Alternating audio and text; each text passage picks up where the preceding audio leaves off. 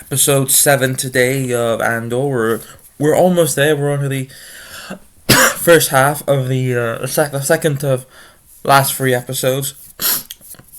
So in this one, of course, we see that we're in Yavin 4. So we're in 2 BBY. So we're almost close to Rogue One.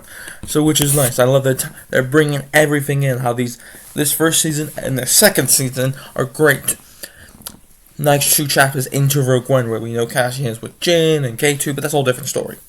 So anyway, we cut back. We see that Wilman is now part of the rebellion. Goes talk to Cassian and Biggs, who are just getting along, and well, that's just like we gotta go and stop Dedra because they're planning it. They got the original plan, as we see there with Partagas and Dedra, that we're sticking with the original plan as well, and all that. So Cassian and Woman, what we see later in the episode, will go to Gorman and do some undercover work and espionage to find what Dedra's doing, and Cyril goes to meet Dedra right after she has her talk with Partagas and talk about what you were looking for. We clear that up. I was like, wait, this is what I was doing for.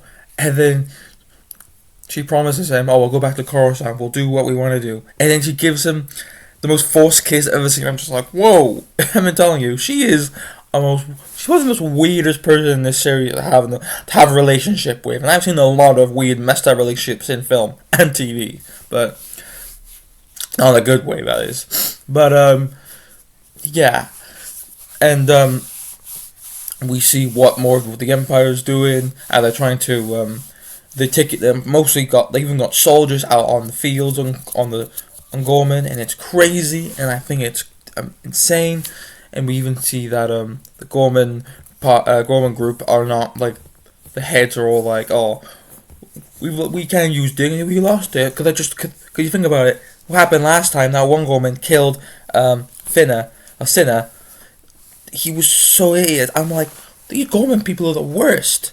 They don't even know how to plan a plan. I'm just like, what's going on? It's just insane. And but later than Cassie and Big go to this Force healer, which I'm like, wait, Force healers? Because at this point in time, all the Jedi's are like in hiding, like Yoda and Obi-Wan, of course, and most of them have been massacred thanks to Sidious and Anakin. But there's Force healers there, and she touches Cassian, and she can sense something about him, and then he doesn't buy it, and he thinks it's all just an illusion or just a bunch of hoax, like all this hooky religion he doesn't believe in. But she tells Biggs later on, like, he's a leader, he's all these stuff as we know him as, and he isn't believing that as well. And even of course Vala's now joined because she's not one of Luthen's puppets anymore, which is nice. And I think she's taking a break after losing Cinna in the last episode, so probably taking time off from being a spy for Luthen, and just what's the word? Trying to help the new recruits and stuff, which is nice. Her and Biggs have a good conversation as well, which is nice. And we're able to free. We're not part of Luthen's missions anymore. Oh, and Mothra goes to speak to one of her friends about you got no point of no return, and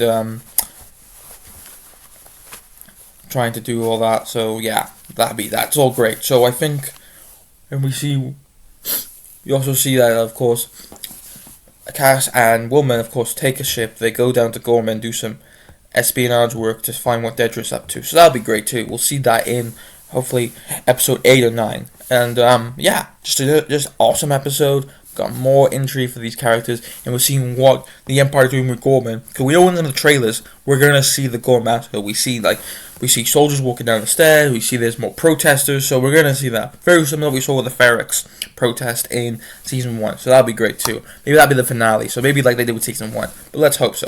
But again, great filmmaking overall, great cast.